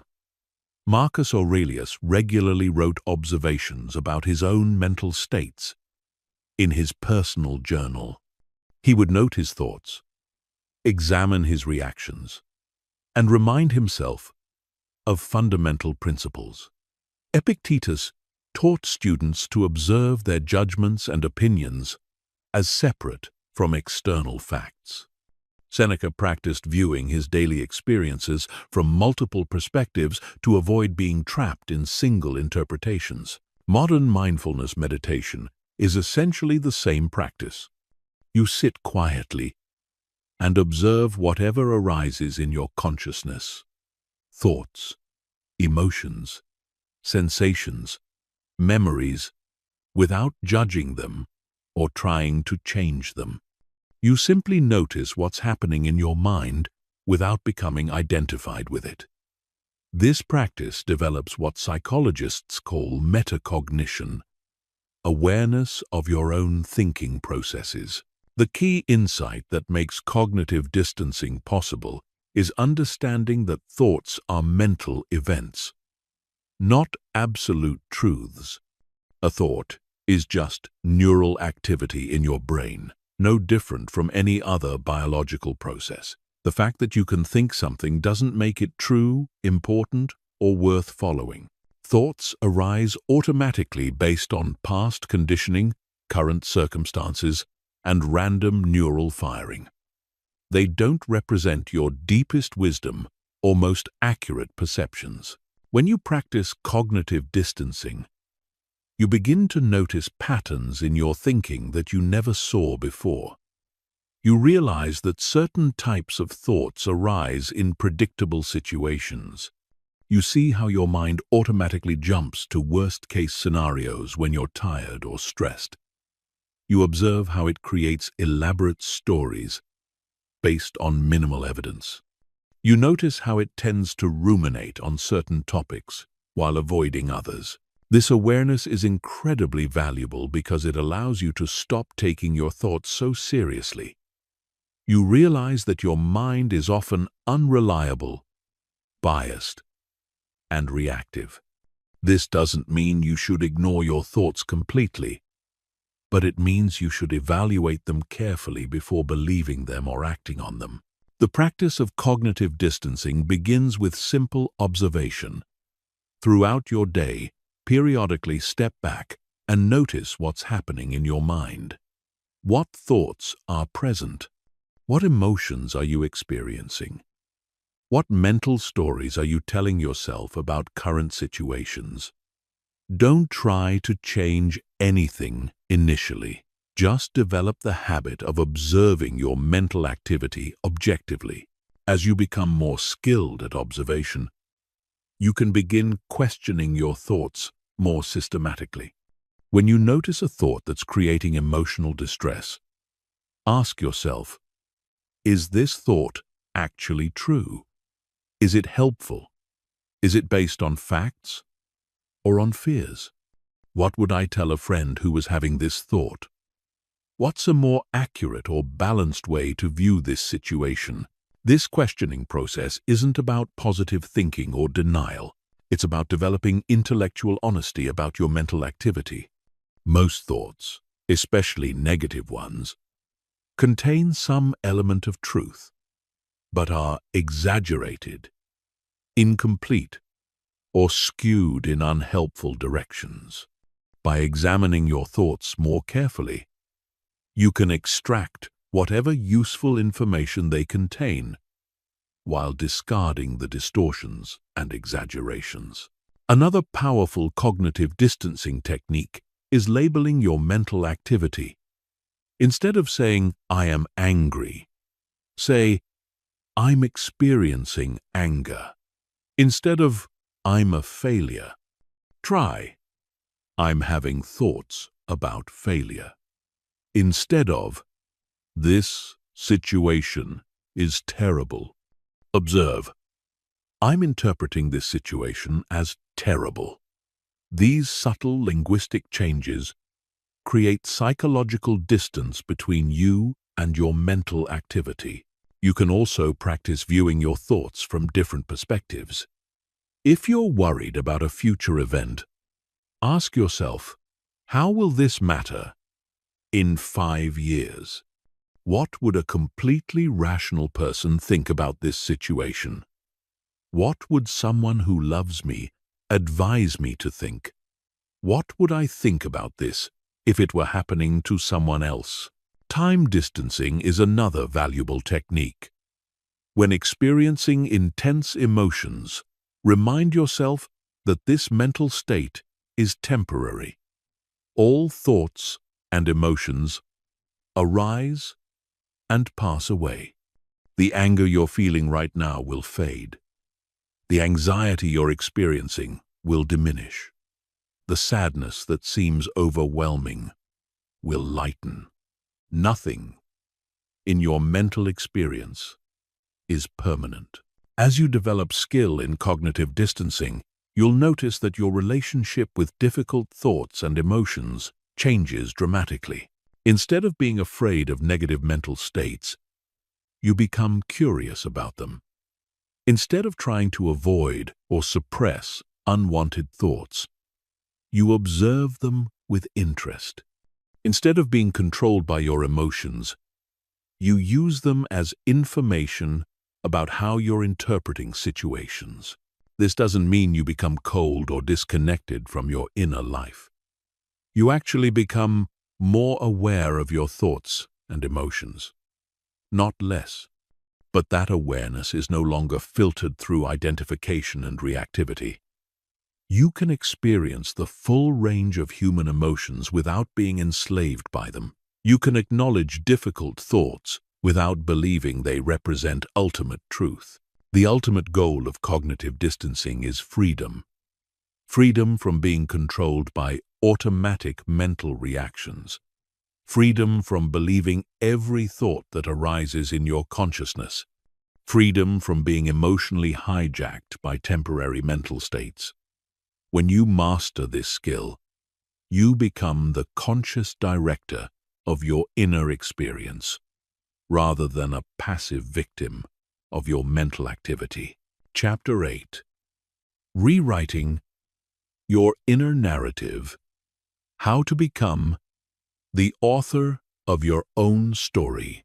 Every human being lives according to a story. This story explains who you are, why things happen to you, what you're capable of, and what you can expect from life. Most people never consciously examine this story, yet it determines almost everything about their experience. It shapes their expectations, influences their decisions, and creates self-fulfilling prophecies that reinforce its basic themes. The problem is that most people's inner narratives were written by others, and during times when they had limited understanding of themselves and the world. These stories were created through interpretations of childhood experiences, conclusions drawn from limited data, and meanings assigned to events by an immature mind, trying to make sense of complex situations. Many people carry narratives like, "I'm not good enough," "Life is unfair," "People can't be trusted," "I always get hurt," or "Good things don't last." These stories feel absolutely true because they've been reinforced by selective attention to confirming evidence and creative interpretation of ambiguous situations. But they're not truth, they're just stories, and stories can be rewritten. Taking conscious control of your inner narrative is one of the most powerful things you can do for your emotional well-being and life satisfaction. When you become the deliberate author of your own story, you stop being a victim of random circumstances and start being the hero of your own journey. The first step in rewriting your inner narrative is becoming aware of your current story. Most people never examine the fundamental beliefs and assumptions that guide their lives. They operate according to unconscious narratives that they inherited or adopted without question. Pay attention to the automatic thoughts that arise when you face challenges, the assumptions you make about why things happen, and the expectations you have about future outcomes. Listen to the language you use when describing yourself and your experiences. Do you tend to use victim language, "This always happens to me," or empowered language, "I can handle whatever happens"? Do you focus on what's wrong or what's possible? Do you interpret setbacks as evidence of your limitations or as opportunities for growth? Notice the recurring themes in your life story. What patterns keep showing up? What types of situations trigger the strongest emotional reactions? What beliefs about yourself and the world seem to be confirmed repeatedly? These patterns often reveal the deeper narrative themes that are operating below conscious awareness. Once you're aware of your current narrative, you can begin evaluating whether it's serving you. A helpful narrative is one that empowers you, encourages growth, promotes resilience, and creates positive expectations about the future. An unhelpful narrative is one that limits you, keeps you stuck in victim mentality, creates learned helplessness, and generates pessimistic expectations. The key insight is that no narrative is objectively true. Life is complex and contains enough evidence to support almost any story you want to tell about it. Optimists and pessimists can look at the same events and find completely different meanings. Success-oriented people and failure-oriented people can interpret identical situations in opposite ways. The question isn't which interpretation is true, but which interpretation is most useful for creating the kind of life you want to live. When rewriting your narrative, focus on themes that promote growth, resilience, and empowerment. Instead of, "I'm unlucky," try, "I'm learning to recognize and create opportunities." Instead of, "People always disappoint me," consider, "I'm becoming better at choosing trustworthy people and setting appropriate boundaries." Instead of, "I can't handle stress," explore, "I'm developing stronger coping skills through each challenge I face." This isn't about denial or forced positivity. It's about choosing interpretations that serve your development rather than limit it. You're not pretending that difficult things don't happen. You're choosing to see difficult things as training for strength rather than evidence of weakness. One powerful technique for narrative rewriting is the hero's journey framework. In this archetypal story structure, the protagonist faces challenges, overcomes obstacles, develops new abilities, and emerges transformed. Instead of viewing yourself as a victim of circumstances, you can choose to see yourself as a hero in training, with each difficulty serving as preparation for greater challenges and achievements. This perspective transforms your relationship with adversity. Setbacks become plot twists that make your story more interesting. Failures become learning experiences that develop your character. Conflicts become opportunities to practice new skills. Pain becomes evidence that you're growing beyond your previous limitations. Another approach is to focus on your agency and influence rather than on things outside your control. Victim narratives emphasize how external forces determine your experience. Empowered narratives focus on how your choices and responses shape your outcomes. Even when you can't control what happens to you, you can always control how you interpret and respond to what happens. Pay attention to the stories you tell others about your experiences. The way you describe your life to other people often reveals and reinforces your inner narrative. If you consistently tell stories that emphasize how unfairly you've been treated, how unlucky you are, or how difficult your life is, you're reinforcing a victim narrative. If you focus on lessons learned, growth experienced, and strengths developed, you're reinforcing an empowered narrative. Consider writing your story from multiple perspectives. How would a wise mentor describe your journey? What would someone who admires your resilience say about your experiences? How would a loving friend interpret the challenges you faced? These alternative perspectives can help you see possibilities and strengths that you might miss when viewing your life through habitual narrative filters. The stories you tell about your future are just as important as the stories you tell about your past. If you expect good things to happen, you're more likely to notice opportunities and take actions that create positive outcomes.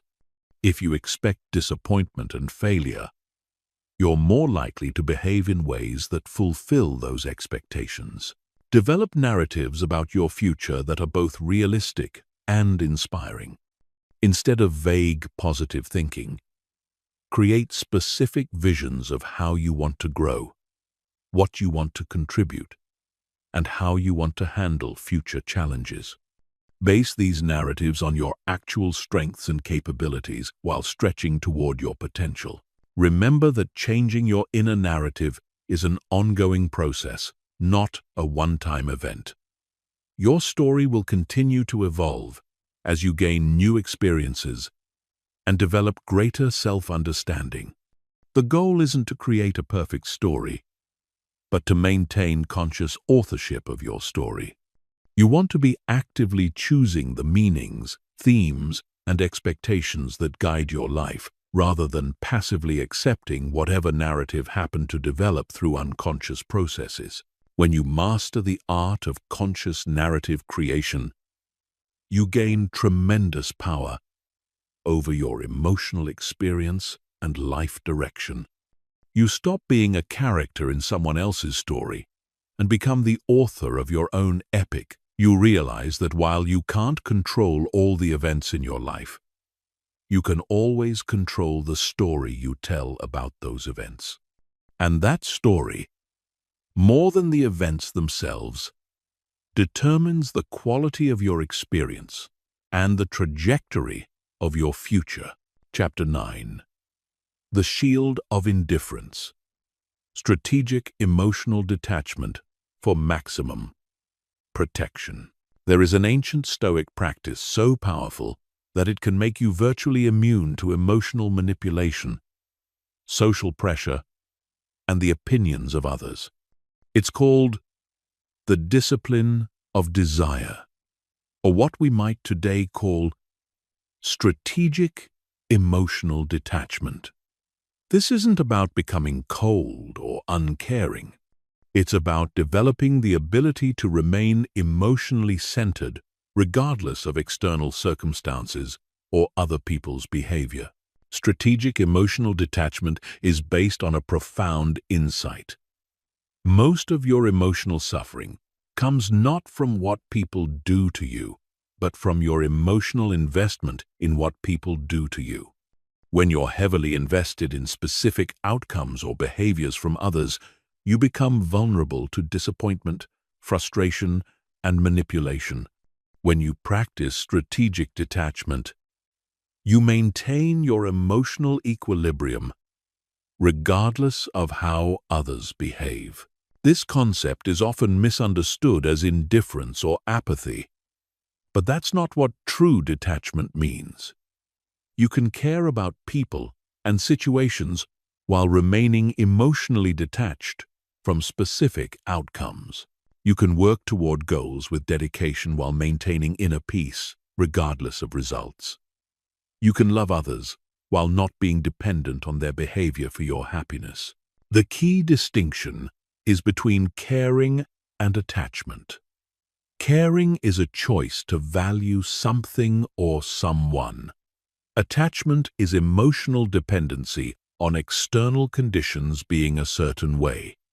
You can care deeply about your relationships while being detached from controlling how other people behave in those relationships. You can care about your work while being detached from receiving specific recognition or rewards. Strategic detachment begins with understanding what you can and cannot control. You can control your own actions, responses, and decisions. You cannot control other people's choices, natural events, or the outcomes of your efforts. When you become emotionally attached to things outside your control, you set yourself up for suffering. When you focus your emotional investment only on things within your control, you maintain consistent peace and power. One of the most liberating applications of strategic detachment is in your relationships with other people. Most interpersonal suffering comes from attachment to how others should behave. You want your family members to appreciate you more. You want your colleagues to recognize your contributions. You want your friends to be more supportive. You want your romantic partner to express love in specific ways. These desires are natural and understandable. But when you become emotionally dependent on them being fulfilled, you give other people tremendous power over your emotional state. Your happiness becomes contingent on their choices. Your peace depends on their behavior. Your self-worth fluctuates based on their treatment of you. Strategic detachment means maintaining your emotional center regardless of how others behave. You can prefer certain behaviors and work to encourage them through your own actions, but your inner stability doesn't depend on receiving them. You become like a thermostat that maintains consistent temperature regardless of external weather conditions. This doesn't mean you accept mistreatment or remain in harmful relationships. Strategic detachment actually makes you more effective at setting boundaries and making good relationship decisions because your judgment isn't clouded by emotional desperation or attachment. You can evaluate relationships based on their actual quality rather than on your emotional investment in specific outcomes. Another crucial application is detachment from social opinions and judgments. Most people live in constant anxiety about what others think of them. They modify their behavior to gain approval, avoid expressing authentic opinions to prevent criticism, and experience emotional turmoil when they encounter disapproval or rejection. Strategic detachment from social opinion means understanding that other people's thoughts about you are completely outside your control and ultimately irrelevant to your actual worth and happiness. People will form opinions based on their own perspectives, experiences, and biases. These opinions say more about them than about you, and they change based on factors that have nothing to do with you. When you practice this form of detachment, you become free to be authentic. You can express your genuine thoughts and feelings without being controlled by fear of judgment. You can pursue your actual goals rather than goals designed to impress others. You can make decisions based on your values rather than on social expectations. Detachment from outcomes is another powerful application. Most people make their happiness conditional on achieving specific results. They think they'll be satisfied when they reach certain milestones, acquire particular possessions, or receive desired recognition. This creates a perpetual state of dissatisfaction because there's always another goal to achieve, another possession to acquire, another form of recognition to seek. Strategic detachment means finding satisfaction in the process rather than the outcomes. You can work toward goals with complete dedication while maintaining inner peace regardless of results. This doesn't reduce your effectiveness. It often increases it because you're not paralyzed by fear of failure or desperate for success. The practice of strategic detachment requires daily training. Like physical fitness, emotional detachment must be developed and maintained through consistent practice. Each situation that triggers attachment provides an opportunity to practice letting go of emotional investment in uncontrollable factors. Start by identifying your current attachments. What outcomes are you emotionally dependent on? What behaviors from others do you need to feel secure? What external validations are you seeking? What future scenarios are you anxious about? These attachments are the source of most of your emotional vulnerability. Practice mental exercises that weaken these attachments. Imagine losing the things you're attached to and finding peace anyway. Visualize other people behaving in ways you don't prefer and maintaining your emotional center. Picture scenarios where your desired outcomes don't occur and you respond with equanimity rather than devastation. This isn't negative thinking, it's psychological preparation. By mentally rehearsing non-attachment, you develop the emotional skills to handle actual disappointments with grace and strength. You reduce the power that external circumstances have over your inner state.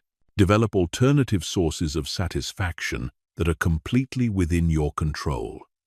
Instead of depending on others for validation, learn to validate yourself based on your own standards and values. Instead of waiting for external circumstances to make you happy, find ways to create contentment from your own thoughts and activities. The ultimate goal of strategic detachment is emotional sovereignty, the ability to maintain your inner state, regardless of external conditions. When you achieve this, you become incredibly powerful because nothing external can disturb your peace. You can engage fully with life while remaining centered and grounded. You can love others without being emotionally dependent on them. You can pursue goals without being desperate for outcomes. This emotional sovereignty makes you much more attractive and effective in all your relationships and endeavors. People are drawn to those who are secure in themselves. You can give love freely because you're not keeping score. You can take risks because you're not afraid of failure. You can be generous because you're not dependent on reciprocation. Strategic detachment is not emotional numbness. It's emotional wisdom. It's the ability to feel emotions without being controlled by them, to care about things without being attached to them, and to engage with life while maintaining your inner freedom. Master this practice, and you become virtually immune to the emotional turbulence that destroys most people's peace and happiness. Chapter 10. Building Unbreakable Mental Resilience. Advanced Techniques for Emotional Invulnerability. After understanding the principles and practicing the foundational techniques, you're ready to develop truly advanced mental resilience. This level of emotional mastery goes beyond simply managing difficult emotions. It involves developing the capacity to thrive under pressure, find opportunity in adversity, and maintain peak performance, regardless of external circumstances. Unbreakable mental resilience is built on 3 advanced capabilities: anti-fragility, emotional granularity, and rapid recovery. These skills transform you from someone who merely survives difficult experiences to someone who becomes stronger through them. Anti-fragility is a concept developed by philosopher Nassim Taleb that describes systems that actually benefit from stress, volatility, and disorder. Most people are fragile. They break under pressure. Some people are resilient. They resist pressure and return to their original state. But anti-fragile people actually grow stronger from pressure. They don't just survive adversity, they use it as fuel for development. You can develop anti-fragility by changing how you interpret and respond to stressful experiences. Instead of viewing challenges as threats to avoid, you begin to see them as training opportunities. Instead of trying to create a stress-free life, you actively seek out appropriate challenges that stretch your capabilities. This requires a fundamental shift in your relationship with discomfort. Most people try to minimize discomfort and maximize comfort. But comfort is where skills stagnate and strength atrophies. Growth happens at the edge of your comfort zone, in the space where you're challenged but not overwhelmed. Develop the habit of voluntary discomfort. Regularly expose yourself to manageable stresses that build your capacity to handle involuntary stresses. This might include physical challenges like cold exposure or difficult workouts, mental challenges like learning complex skills, or emotional challenges like having difficult conversations or taking social risks. The key is choosing your challenges rather than having them chosen for you. When you voluntarily face difficulties, you build confidence in your ability to handle involuntary difficulties. You develop a wide range of coping strategies and prove to yourself repeatedly that you can thrive under pressure. Emotional granularity is the ability to identify and distinguish between subtle emotional states. Most people have limited emotional vocabulary and experience emotions in broad, undifferentiated categories like good or bad, stressed or relaxed. This lack of precision makes it difficult to understand what's actually happening in their inner world and respond appropriately. Advanced emotional resilience requires developing sophisticated awareness of your emotional landscape. Instead of simply feeling bad, you learn to distinguish between disappointment, frustration, sadness, anxiety, anger, and dozens of other specific emotional states. Each of these emotions provides different information and calls for different responses. Practice expanding your emotional vocabulary. When you notice an emotional state, take time to identify it precisely. Are you feeling overwhelmed or just challenged? Are you sad or just tired? Are you angry or just frustrated? The more precisely you can identify your emotions, the more effectively you can respond to them. This precision also helps you communicate more effectively with others.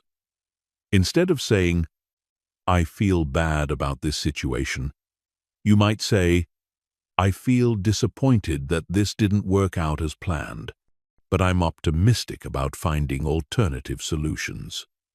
This level of emotional clarity reduces misunderstandings and helps others understand how to support you.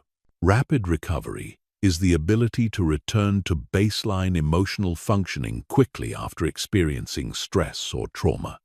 While everyone experiences difficult emotions, resilient people don't stay stuck in those states for extended periods. They feel their emotions fully, but move through them efficiently.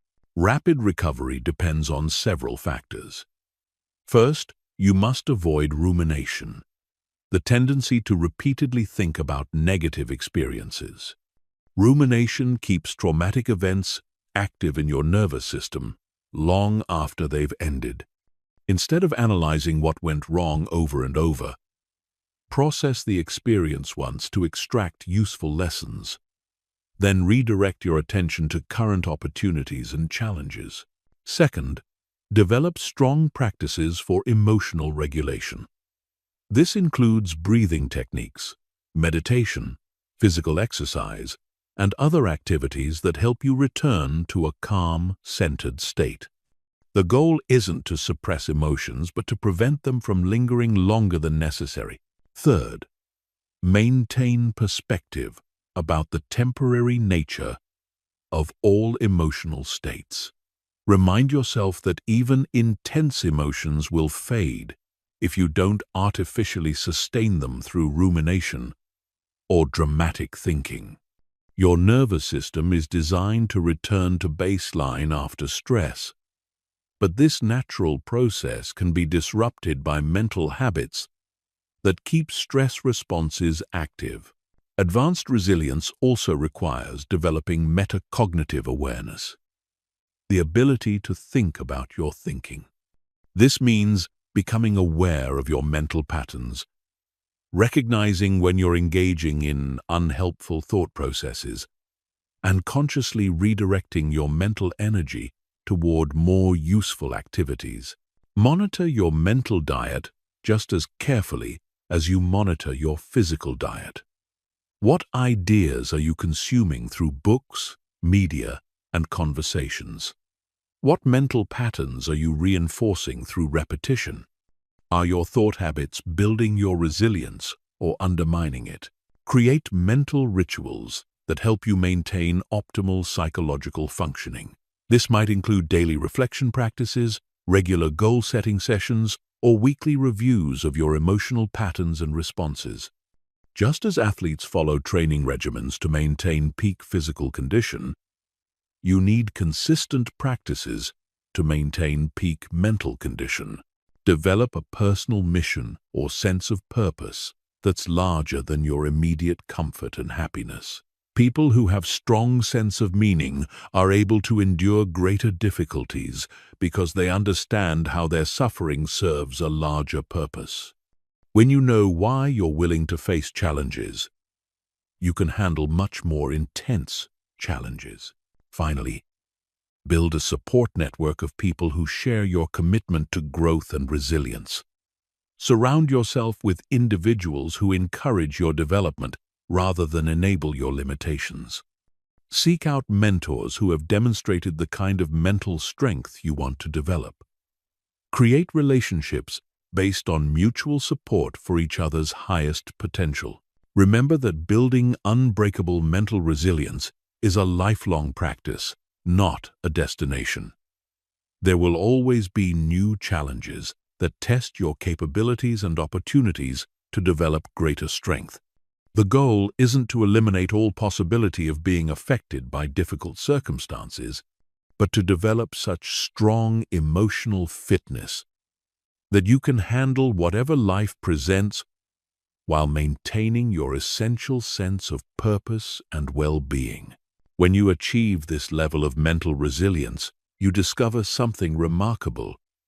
You become genuinely unafraid of what life might bring you. Not because nothing bad will ever happen, but because you know you can handle whatever happens. This fearlessness allows you to take risks, pursue ambitious goals, and live authentically because you're no longer controlled by anxiety about potential outcomes.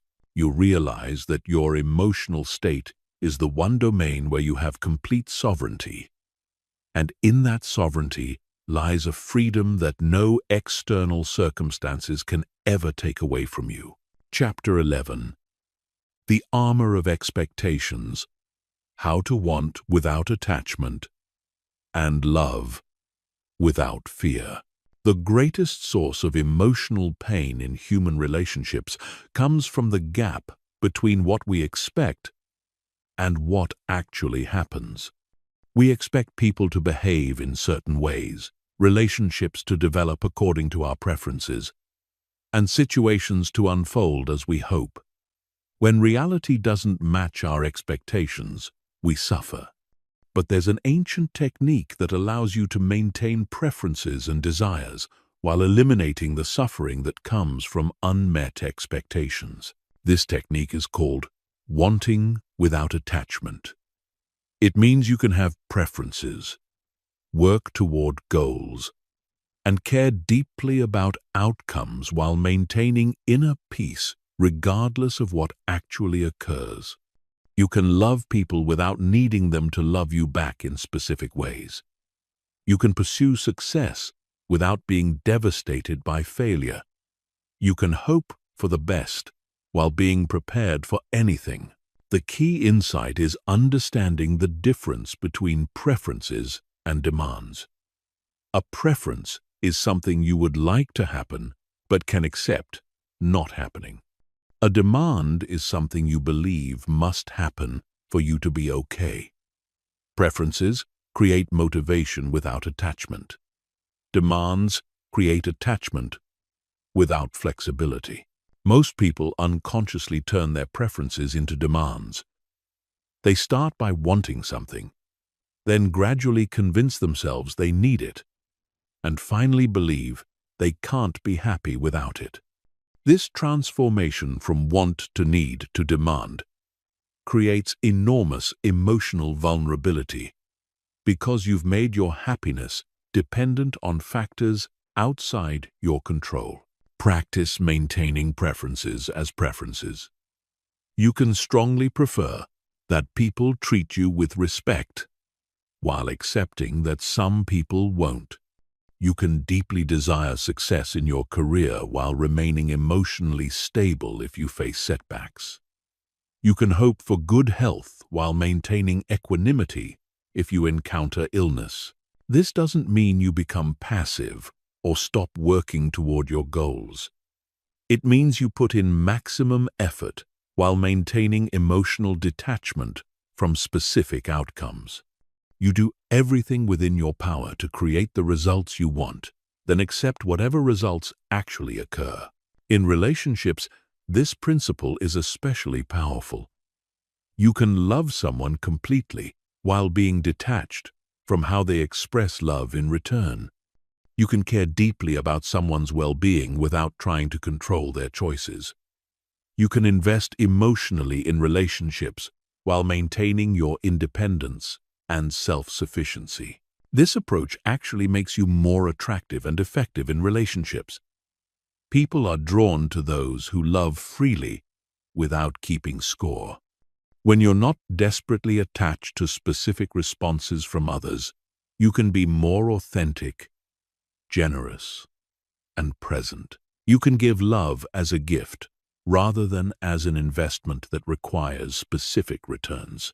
The practice begins with recognizing your current attachments and demands. What outcomes are you emotionally dependent on? What behaviors from others do you believe you need to be happy? What future scenarios are you anxious about because you've convinced yourself they must happen? Once you identify these attachments, practice mentally releasing them. Imagine the situations you're attached to not working out and finding peace anyway. Visualize people you love behaving differently than you prefer, and maintaining your love for them without resentment. This mental rehearsal builds your capacity to handle actual disappointments with grace. Develop alternative sources of fulfillment that don't depend on external circumstances or other people's behavior. Instead of needing validation from others, learn to validate yourself based on your own values and efforts. Instead of requiring specific outcomes to feel successful, find satisfaction in the process of pursuing worthwhile goals. Remember that wanting without attachment is not emotional numbness or indifference. You still feel the full range of human emotions and care deeply about people and outcomes. But you don't make your emotional stability dependent on external factors aligning with your preferences. You remain centered and peaceful, regardless of what happens around you. Chapter 12. Emergency Protocols. Rapid Response Techniques for Acute Emotional Attacks. Even with strong emotional foundations, there will be moments when you face sudden, intense emotional challenges that threaten to overwhelm your defenses. These might include unexpected betrayals, sudden losses, shocking news, or other acute stressors that trigger powerful emotional responses before you have time to apply your usual techniques. For these situations, you need emergency protocols, rapid response techniques that can quickly stabilize your emotional state and prevent you from being overwhelmed by intense feelings. These are your psychological first aid techniques for emotional emergencies. The most important emergency protocol is the pause and breathe technique. When you feel an intense emotional reaction beginning, immediately stop whatever you're doing and focus on your breathing. Take slow, deep breaths for at least 60 seconds. This activates your parasympathetic nervous system and prevents your emotional response from escalating out of control. During this breathing space, remind yourself of fundamental truths. This feeling is temporary. I can handle whatever is happening. My reaction is separate from the facts of the situation. I have tools to manage this.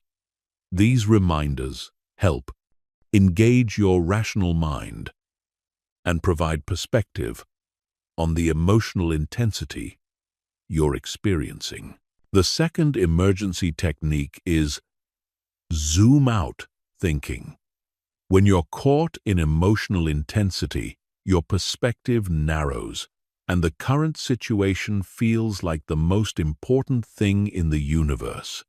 Deliberately expand your perspective by asking, how will this matter in 5 years? What would I tell someone else facing this situation? What's the bigger picture here?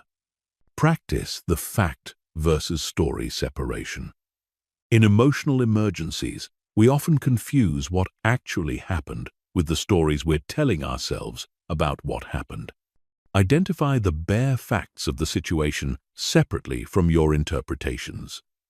This helps you respond to reality rather than to your fears or assumptions about reality. Use physical movement to process emotional energy. Intense emotions create physical tension and energy that needs to be discharged.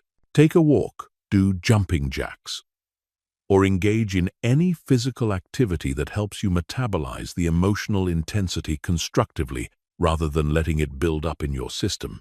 Develop a personal mantra or phrase that you can repeat during emotional emergencies. This might be something like, "This too shall pass," "I am stronger than this feeling," or "I choose peace over reactivity." Having a prepared phrase helps ground you when your thinking becomes unclear due to emotional intensity. Practice the 90-second rule. Neuroscientist Jill Bolt Taylor discovered that intense emotions naturally cycle through your system in about 90 seconds if you don't re-trigger them with additional thoughts. When you feel overwhelmed, remind yourself that if you can avoid feeding the emotional reaction with dramatic thinking, it will naturally begin to subside within a minute and a half. Create a mental emergency kit of your most effective coping strategies. When you're emotionally overwhelmed, your ability to think clearly diminishes. Having a predetermined list of techniques prevents you from forgetting your tools when you need them most. This might include breathing exercises, perspective reminders, grounding techniques, or supportive people you can contact. The goal of these emergency protocols isn't to eliminate all emotional responses or pretend that difficult things don't affect you. The goal is to maintain enough emotional stability to respond consciously rather than react automatically. You want to feel your emotions without being overwhelmed by them. Remember that emotional emergencies are temporary by nature. No feeling, no matter how intense, lasts forever unless you artificially sustain it through rumination and dramatic thinking. These techniques help you weather the initial storm so you can respond more thoughtfully once the intensity passes. Chapter 13. Relationship Mastery. How to connect deeply while remaining emotionally independent. The ultimate test of emotional mastery is maintaining your inner strength and peace while building deep, meaningful relationships with others. Most people believe they must choose between emotional independence and close connections, but this is a false choice.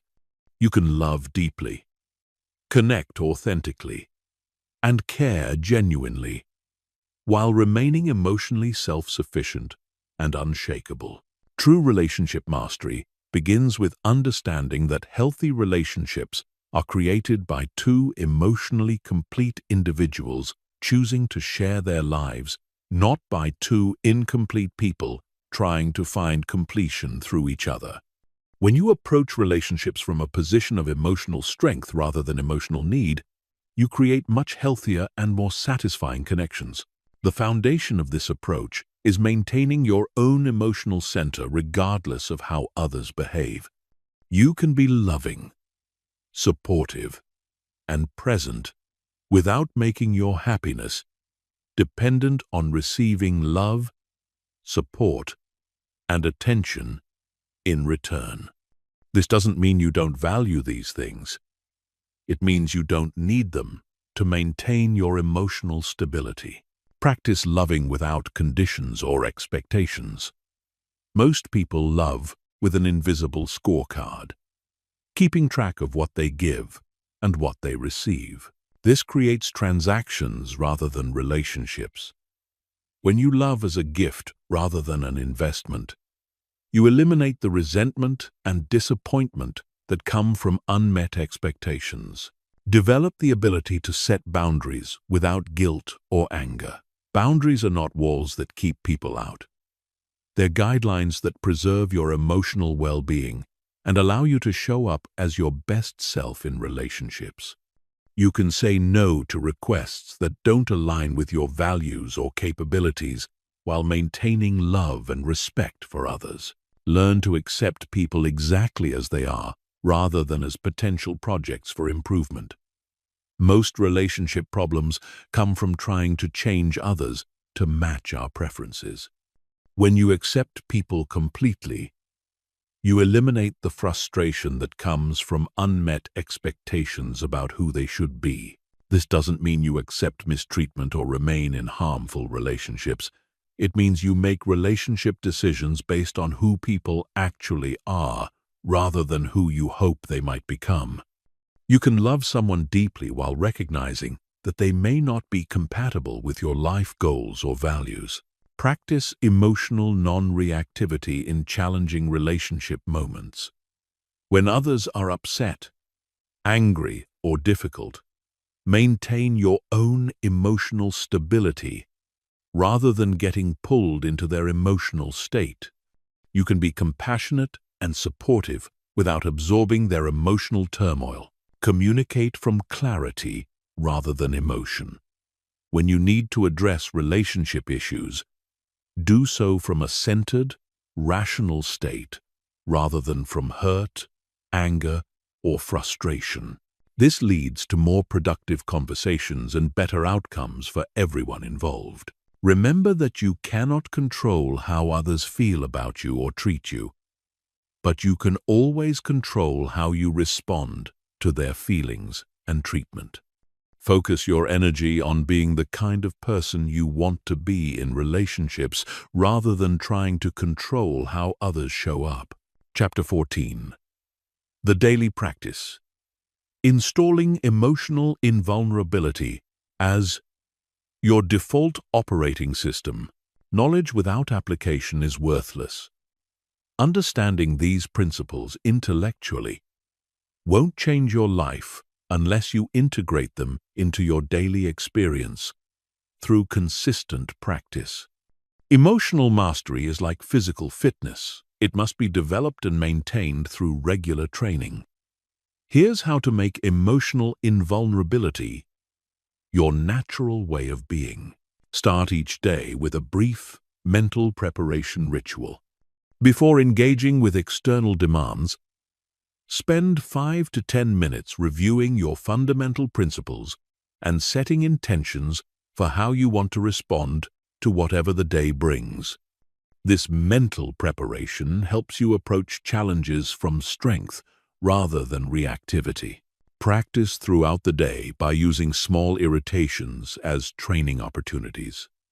Traffic jams, long lines, rude people, and minor disappointments are perfect chances to practice maintaining your emotional center.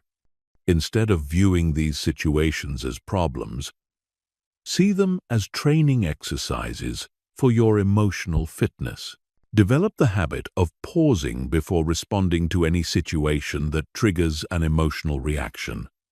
This brief pause allows you to engage your rational mind and choose your response rather than reacting automatically. Over time, this pause becomes natural and effortless. End each day with a brief review of your emotional responses and choices. What situations triggered strong reactions? How did you handle them? What did you learn? What would you do differently next time? This reflection helps you continuously improve your emotional skills. Create environmental supports for your practice. Surround yourself with reminders of your fundamental principles. This might include books, quotes, or symbols that reinforce your commitment to emotional mastery. Design your environment to support your growth rather than enable old patterns. Build relationships with people who share your commitment to emotional maturity. Surround yourself with individuals who encourage your development rather than enable your limitations. Seek mentors who demonstrate the kind of emotional strength you want to develop. Be patient with yourself during the learning process. Emotional mastery is developed over months and years, not days and weeks. There will be setbacks and moments when you fall back into old patterns.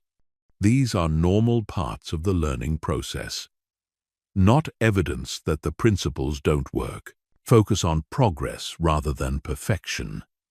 The goal isn't to eliminate all emotional reactivity immediately. The goal is to gradually increase your capacity to choose your responses rather than being controlled by automatic reactions. Celebrate small improvements and maintain perspective on your overall development. Remember that consistency is more important than intensity. Daily practice of these principles, even in small ways, creates more lasting change than occasional intense efforts. Make emotional mastery a lifestyle rather than a temporary project. Chapter 15. Beyond invulnerability. From protecting yourself to empowering others. As you master these principles and develop genuine emotional invulnerability, you'll discover something remarkable. Your goal shifts from protecting yourself from pain to helping others discover their own emotional freedom. When you're no longer vulnerable to being hurt by external circumstances, you naturally become a source of strength and stability for others. This transformation happens because emotional mastery creates abundance rather than scarcity. When you're emotionally self-sufficient, you have enormous reserves of peace, strength, and wisdom to share with others. You're no longer focused on protecting what little emotional stability you have. You're able to give freely from a place of genuine strength. People are naturally drawn to those who demonstrate real emotional mastery. They sense your groundedness and want to understand how you maintain such stability. Your example becomes more powerful than any advice you could give. You become living proof that emotional freedom is possible. Use your emotional strength to help others without trying to fix them or take responsibility for their emotional states. You can offer perspective, support, and encouragement while allowing others to learn their own lessons and develop their own strength. Your role is to be a steady presence, not to rescue people from their growth opportunities. Share these principles with others who are ready to hear them, but don't try to convince people who aren't interested in emotional mastery. Not everyone is ready for this level of personal responsibility. Focus your energy on those who are genuinely seeking to develop their own emotional strength. Remember that teaching these principles to others deepens your own understanding and commitment. When you help others develop emotional mastery, you reinforce your own practice and discover new applications of these ancient truths. The ultimate purpose of emotional invulnerability isn't to isolate yourself from the world or become indifferent to others' suffering. It's to become so emotionally strong and stable that you can engage more fully with life, love more freely, and contribute more meaningfully to others' well-being. When you've truly mastered the ancient trick to never get hurt again, you realize that the goal was never just to avoid pain. It was to become the kind of person who can handle anything life presents while maintaining your essential humanity, compassion, and commitment to growth. You discover that emotional invulnerability isn't armor that keeps you separate from life. It's the foundation that allows you to engage more deeply with life than ever before.